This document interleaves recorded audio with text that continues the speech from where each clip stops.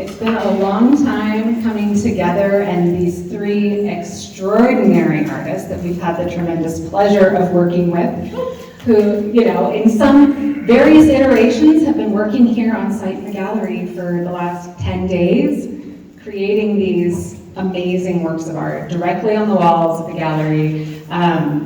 Many elements are available for sale. I'll put that little plug in your ear as you're looking around the gallery. You do have the opportunity to take various components of this exhibition home with you. Not today, but in October. For those of you who don't know me, I'm Joy Armstrong. I'm the director and curator of the Galleries of Contemporary Art here at the University of Colorado Springs. Quickly, before we get into the good stuff, I just want to thank our sponsors, our season sponsors, which include the Colorado Bank and Trust Company, LART, the UCCS Green Action Fund, Student Government Association, the Dee Vredenberg Foundation, and El Pomar Foundation, as well as Patrick Sheehy in memory of Janine K. Sheehy. So this exhibition is featuring these amazing artists that you'll hear from directly, but just to preface briefly, all of these artists, through their work, working on this large scale, have come to this art form through various types of backgrounds coming up in the art world. But they're all using this incredible platform of art, we're thinking about it as a powerful medium for advocacy, for elevating issues of social justice, and for making the world a better place. They're all doing this in their work, and it is needed now more than ever. We'll hear from each artist for about 10 minutes. We'll ask, we won't really do a Q&A at the end, but if you'd like to hang around and just chat with the artists with your questions, we invite you to do so.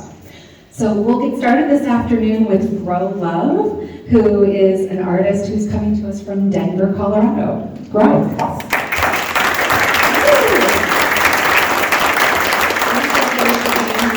I just want to say thank you to Joy for her trust in this space, for allowing us to paint the walls, which is, I think, kind of a rare experience, to paint large-scale murals inside a space, particularly a fine art gallery. So thank you so much for your trust.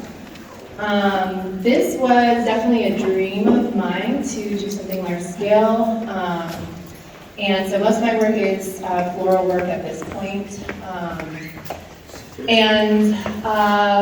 When they approached me about this, I thought, wow, what a great opportunity to really talk about pressing issues that are, I believe, important to myself as well as other human beings. So I am going to, just for sake of myself and everyone else, read my artist statement for you guys. So my piece is called Abiding Grace. So in my mural for Justice of the Peace, I've created a floral composition that speaks in a language of resistance, reverence, and connection.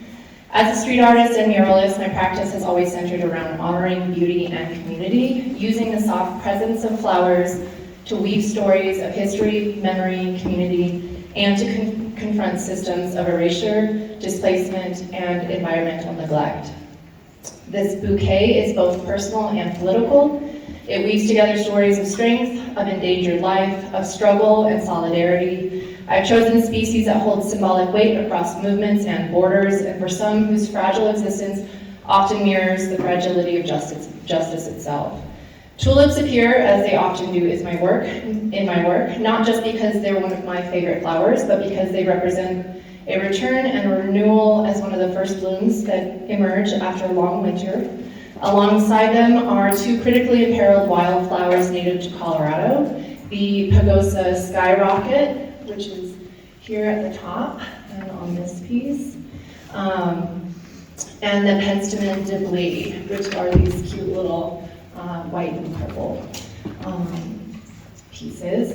Their presence calls attention to the urgency of environmental justice and the need to protect the wild and delicate ecosystems that are vanishing under extractive systems.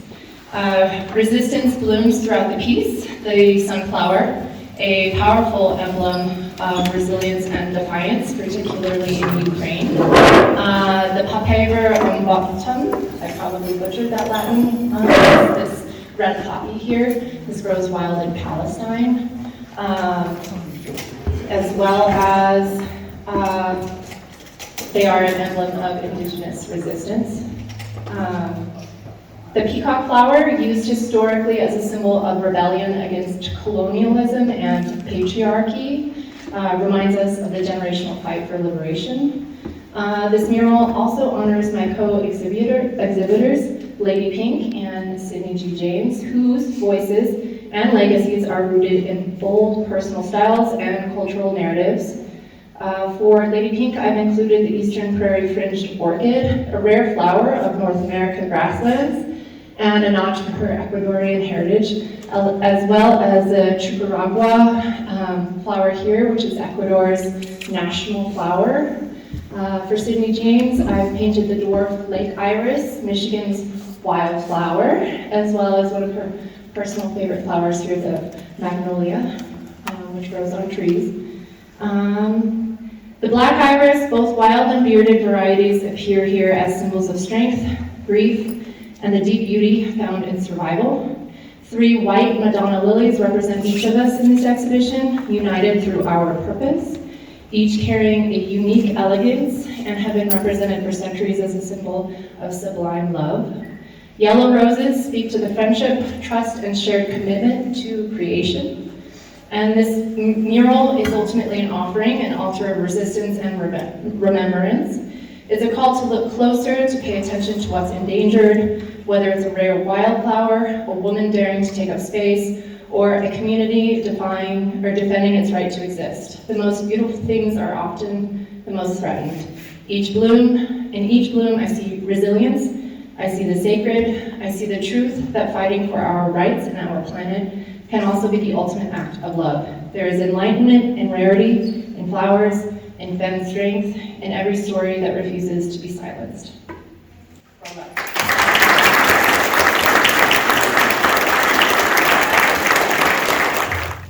Thank you so much, Carla. What a beautiful statement about this piece. We are going to continue to move through the gallery. I invite you, if you're on stools or standing, to continue to pick up your seat and move with us. We'll resettle. We're going to move on to Lady Pink's piece, which is directly behind you. Hello everyone, I'm Lady Pink, and this is my piece that I created in about 3 days flat. I had no idea that everyone else had been here for 10 days before this. I work with 2 assistants, and this is why there's Steve. Now, I got my start as a 15-year-old vandal painting on New York subway trains, as one of the very few females to actually do that.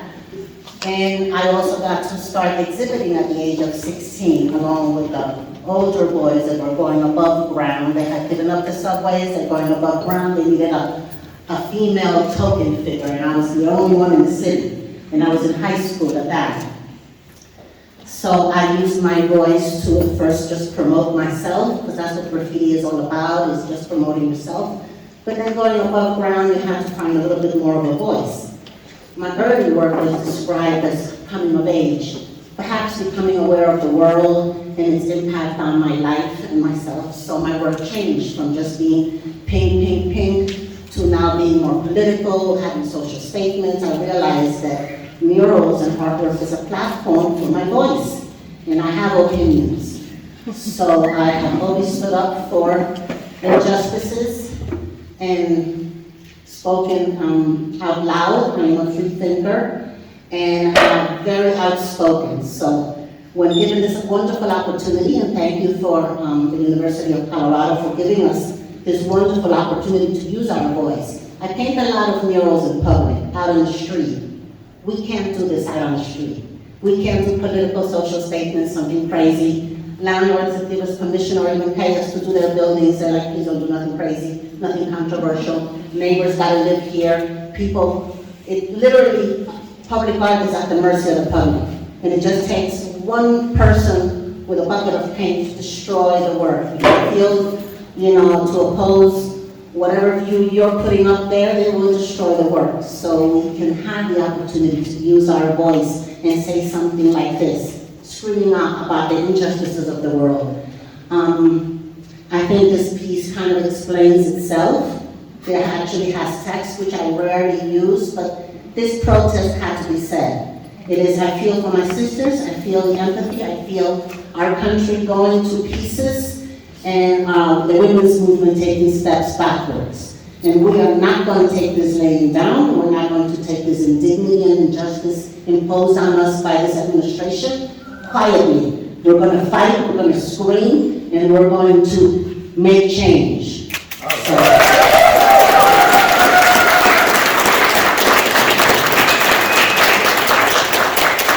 I could put this out on the street and such. And some of my murals, I gotta say, I use a bit of symbolism, like Grow Love. She's got some wonderful flowers there. Not everyone understands what they mean, where they're from, and whatnot, but I do the same thing out on the street. I'll use symbolism that not everyone will understand, but some people will. And we have to hurry this conversation. We have to, bring awareness to the injustices, and that we are not sheep.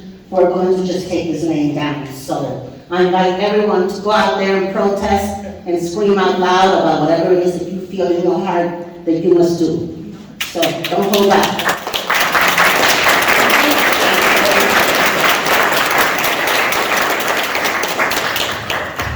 Thank you so much to Lady Pink. And I'd like to acknowledge Matt and Nikki, who are here with me, traveling from New York.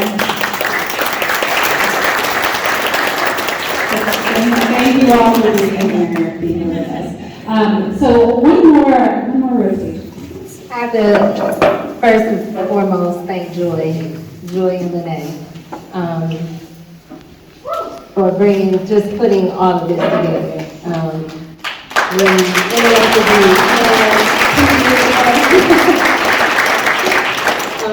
with she was introduced to my work via a film, and that was at a film festival here, hosted here in Colorado Springs, and she reached out to me, and she was able to make this happen 2 years later, and it's beautiful. Like, I now have, the sisterhood and everything else. So nice to meet you, everyone. I'm Sydney G. James. I'm from Detroit, Michigan, homegrown. I am an interdisciplinary artist, actually. I started my career as an illustrator and advertising. I've done work for television shows, like a ghost artist.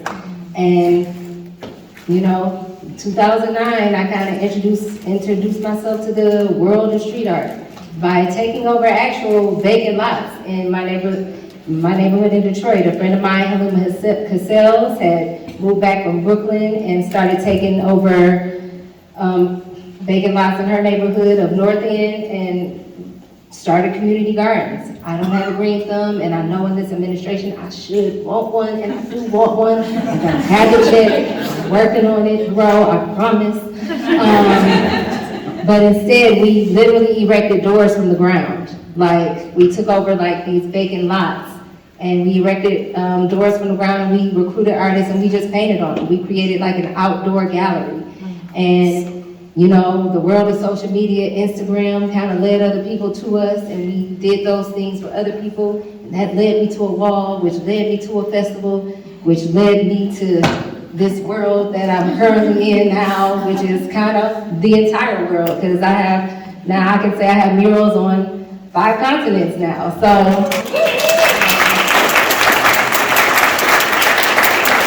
my work is a little bit quieter. It's interesting because I paint what I want always, and the reality of me even being publicly painting or painting, period, just a Black woman artist, is kind of an act of activism anyway, just by proxy, which is kind of weird, you know what I'm saying? Since I've been an artist since I was 3, didn't know I was born an activist, So when all of the police brutality, the George Floyds, the Sandra Bland's, all of that, and even the Mike Browns and everything started coming about, I used to make angry, loud work too. Like, I'm gonna paint myself naked and I'm gonna put it on the floor because women are doormats. I'm just gonna make myself a doormat. But I didn't like how it felt when people actually walked on me. Because people had a choice to either walk on me or walk around me. And a lot of people made the other choice to spill beer on me, you know what I'm saying? So it didn't feel good. But what does feel good is for me to reverse the cultural semiotics. Like, instead of putting us on the ground, which is already how people treat us, fuck that. I'm making us as big. Oh, y'all loud, I'm making us loud. Oh, y'all colorful, y'all think y'all too much, I'm putting us too much and too big and too loud on every single wall, every single painting that I do, just because, why not? So, this piece is called just in quotes, in peace, P-E-A-C-E. Because the reality is, a woman of any sort at this junction, just sitting down reading a book of any kind is an act of rebellion. It's a whole ass protest. So, this new series that I'm working on a new series of murals where I'm painting a person that's sitting on a throne of books. And that throne of books will be very specific to wherever place I am. So today, this throne of books are books made of all banned books that are banned in the state of Colorado. And the book that she's reading, Blood Child by Olivia Butler, is just happens to be the current book that I'm reading at the moment. So it belongs here. The subject is my beautiful little cousin who reluctantly took this reference photo, but happens to, I actually kind of like it. I got that text the other day. Sitting down reading this book, and she's wearing a hoodie. Be a Good Person. Be a Good Person is a brand that was founded by a Denver, Colorado citizen. And so it's a Denver, Colorado brand, and it's a beautiful brand. I got a lot of their merch, and so I wanted to show them some Colorado love. And so the shoes that she's wearing is, I wanted to always give a shout out to hip hop. So if you're familiar with hip hop streetwear savant April Walker of Walker Wear, she now has a drop with Reebok. And so I painted her to give her some love too. And so while my little cousin is sitting in the living room, her shadow behind her is her protest, because this inward is outward, because somebody might see her read the book, but other people might say, oh, she protesting, and treat her as such. So, and it also mirrors Lady Pink's protest silhouettes to the left of the wall. And on her pants, I combined the center design from Lady Pink's wall and the sunflower, which actually she painted, she fixed for me. Thank you, girl. From her wall, because I wanted to kind of unite the room, because we are and should be united. And I have to thank just all of the help from the staff, because yes, I can say I painted her very confidently on my own. I painted this wall on my own. But the books was Marianne, my beautiful assistant, Avery. Hey girls, they helped me out with the book, the Fahrenheit 451, the Margaret Atwood, the Mark Haddon, so I had help, and I wanted to make sure to put gay real big. Thank you so much to Sydney G. James, and again to Lady Pink and to Grow Love. If you haven't seen this gorgeous documentary about Sydney, it's called How We See Us. It was a documentary of about 15 minutes, a PBS American Masters. You can catch it online. It is an absolutely gorgeous documentary. So I would also like Katie and Rachel and Grace in the room? Yeah, let's all turn around and give those artists some love.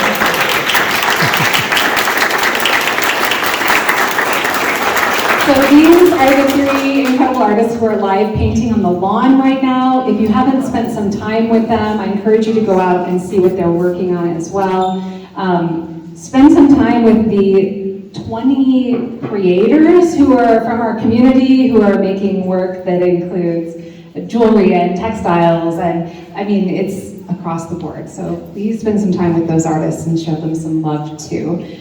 This exhibition will be on view until October 4th. So, keep your eyes open. We will have other activities happening in the space. TBD, keep checking the website.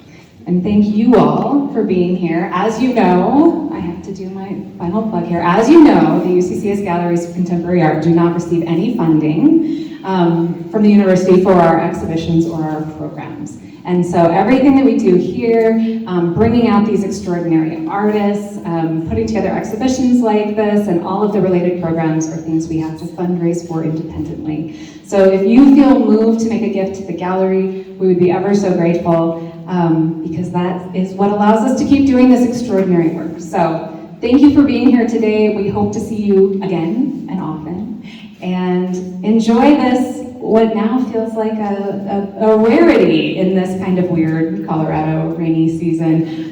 So enjoy some sunshine, some dryness, some blue skies. And we look forward to hearing your feedback. So please let us know. If you have questions for the artists, please let them know. Thank you.